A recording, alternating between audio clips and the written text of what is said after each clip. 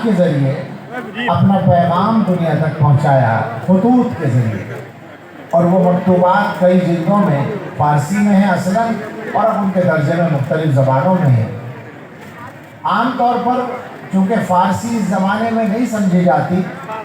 تو زیادہ توجہ نہیں ہوتی، چونکہ وہ اصل فارسی میں ہے، لیکن علماء سے میں گزارش کروں گا کہ فارسی نہ بھی سمجھیں تو اردو میں یا عربی میں ان مکاتیب کو ضرور پڑھیں۔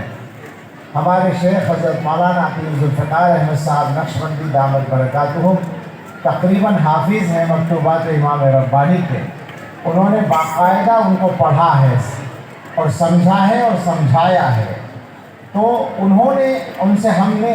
یہ مضمون سنا اور ان کی کتاب میں موجود ہے۔ حضرت مجدد الفسانی رحمۃ اللہ علیہ نے فرمایا کہ کامیابی کا جو راستہ ہے وہ سنت کا اتباع ہے، لیکن سنت کے اتباع کا جب لفظ بولتے ہیں تو عام طور سے سنت کے اتباع کا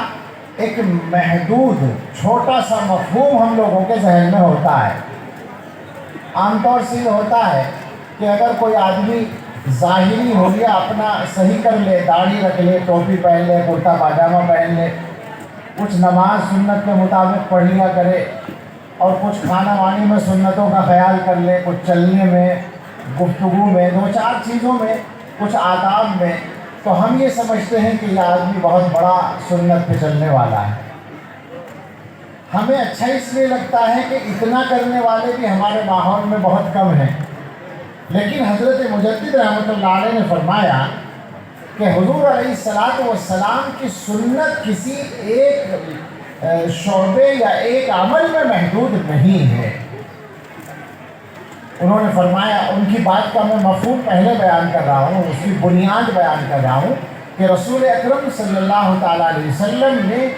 ایک کامل زندگی گزاری ہے، وہ انسان کامل ہیں اور وہ اسوہ حسنہ ہیں، اور اسوہ حسنہ وہی ہو سکتا ہے جو اسوہ کاملہ ہو، وہ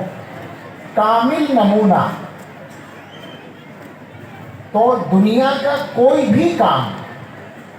امت کو کرنا ہو تو اس کے لیے نمونہ اس کو مل جائے گا سیرت نبی صلی اللہ تعالیٰ علیہ وسلم میں، لیکن ضرورت ہے کہ مسلمان چوکس رہیں، ہوشیار رہیں، ہر وقت بیدار رہیں، سنت کو سمجھ کر اس پر عمل کرنے کے لیے۔ حضرت مجدد رحمۃ اللہ علیہ کے مکتوب میں جو الفاظ ہیں ان کا خلاصہ یہ ہے کہ دیکھو، سنت پر چلنے کے، سنت کا اتباع کرنے کے 7 قدم ہیں۔ 7 قدم انہوں نے بیان کیے ہیں اور ہمارے حضرت نے بھی بیان کیے، مگر اس میں اخیر کے جو 4 ہیں وہ صرف تصوف کی اصطلاحات ہیں، اس لیے ان کو عام مجموع میں بیان نہیں کرتے۔ شروع کے جو 3 ہیں انہی سے آپ کو اندازہ ہو جائے گا کیا حقیقت ہے۔ حضرت نے فرمایا مجدد رحمۃ اللہ علیہ نے کہ پہلا قدم یہ ہے کہ تم اپنے تمام ظاہری اعمال کو سنت کے مطابق بناؤ۔ اب آپ اندازہ کریں،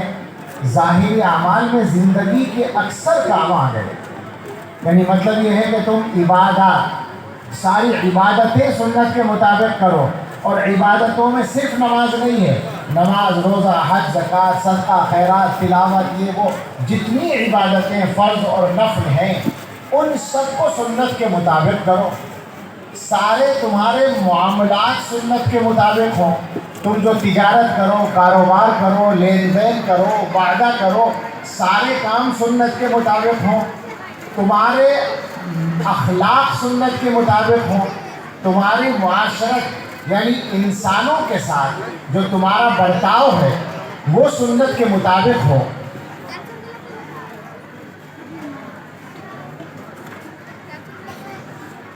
تو